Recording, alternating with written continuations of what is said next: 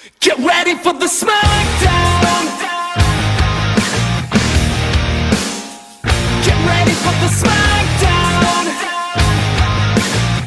How you gonna react when you're put in the back now? 'Cause there's no turning back when you're facing the smackdown.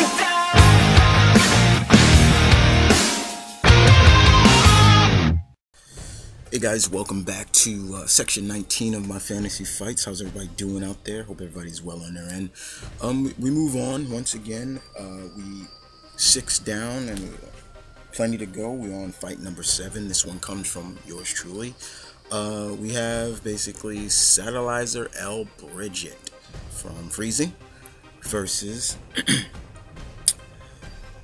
Wonder Woman. Yeah. Definitely had this fight in mind for a while, so let's kick it off, shall we? Let's kick it off with Satellizer L. Bridget. Alright, now for all you guys who don't know this character, never seen this character, don't know a clue about this character, I'm here to inform you a little bit about her.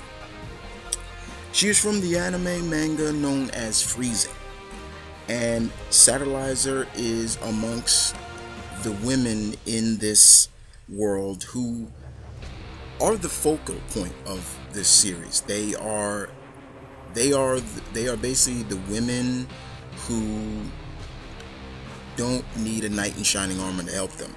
They're the ones dishing out the pain to these aliens known as Nova. And Satellizer is known as, at the academy that she goes to for the Pandora, that's what women are called there, she is known as the Untouched Queen. Now they call her that because in combat her ruthlessness in combat is unbound by anybody else. Nobody can touch her, but there's more in depth into her name instead of that. Now she has this notion of she's not really, like, nobody really talks to her as much. You know, nobody talks to her. She keeps to herself. She doesn't have a limiter. That's what the males are called, that are like their backup. She does everything by herself until, fortunately, something came along and she gained a limiter. But her stigmata, which give these women their abilities, their power, their strength, their speed, everything, is unbound.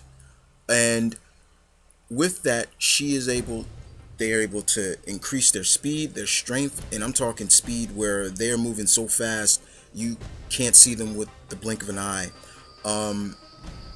Their combat skills are unbound because they're fighting these giant godlike aliens that just appear and destroy and then they leave. It's almost, in a sense, a little bit like Pacific Rim in a little bit. But with Satellizer, she is very aggressive and she does not quit whatsoever. When you're fighting Satellizer, it's almost to the point you better have a jug of coffee, because she does not hold back. She gives everything. Everything. Her weapon, her Volt weapon is called Nova Blood, and it's basically a giant blade that has a handle in the middle that she holds. Everybody has a Volt weapon, and some Pandoras are different from others. Some are close quarters, some are distance fighters, you name it. But with Satellizer, and she's just extremely strong, and she's only 17 years old, and she's got demons that carry on, and that just goes from the backstory of UC, as well as the fact that she definitely doesn't take a lot of crap from anybody. She's very quiet, but when she's in the battlefield, she's just a whole different person. I kind of look at her in a sense as like she looks timid and quiet, you know, just your average blonde, you know, wears glasses, everything like that. But when she's out in the battlefield, that warrior instinct just kicks in, and she is just no joke. When you think you have her down, she won't lose. She has made that specifically clear. She will not lose. And it's like the adrenaline, her vigor, her will to win won't be denied, and she will go on even if her body tells her not to. That's Satellizer L. Bridget, guys. Very much like that.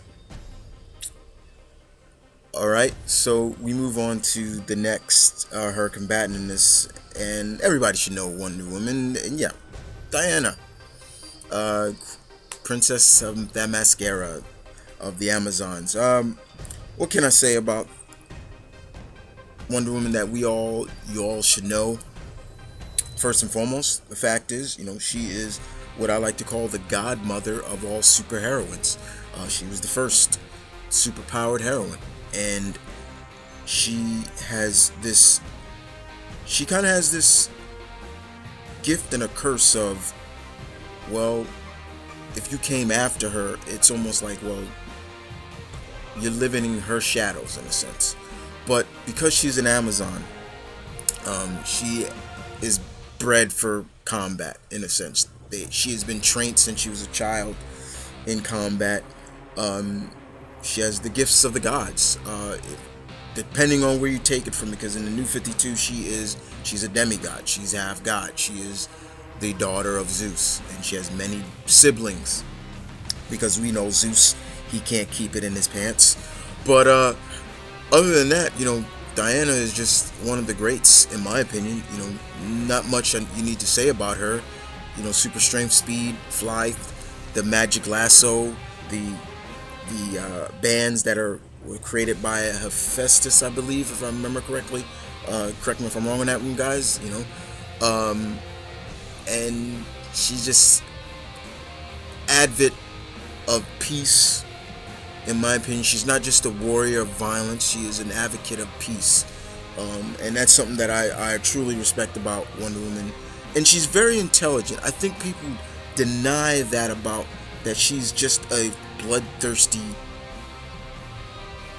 warrior. She is very intelligent, and when she's in the battlefield, you see the strategic genius come out of her. And walking amongst the mortals, if you want to call it that, she has learned a lot.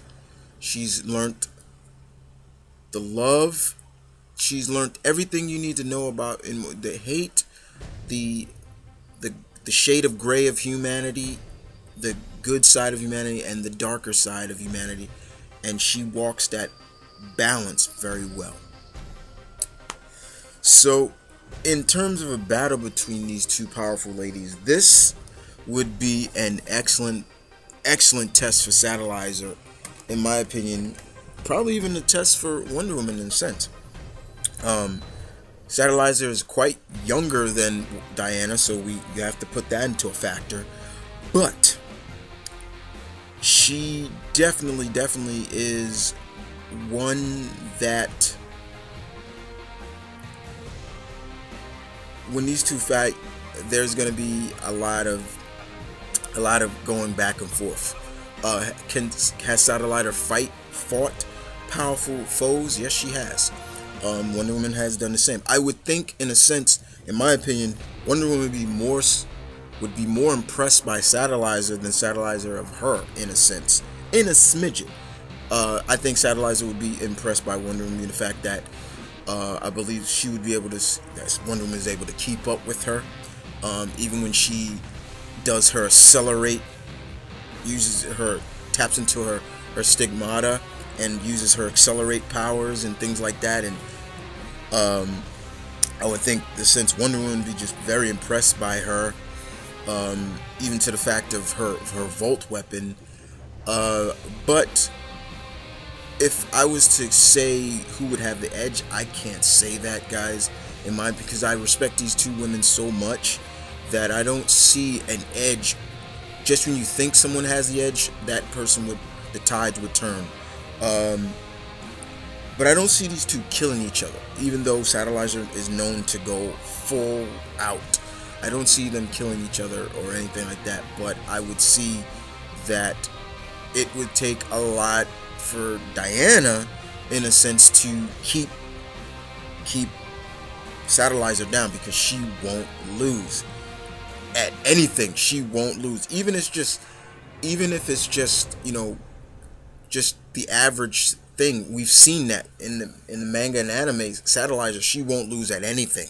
She won't lose. She takes that very seriously, and that's something that Diana definitely is going to have to be on board and about. Is like, this young one won't lose. That vigor in her. But I would see, even in a sense, Diana just saying, okay, enough. You know, I am impressed by your vigor, your strength, you know, but this fight will go on forever, because neither one of us will lose. Has that stubbornness, in a sense, not to lose.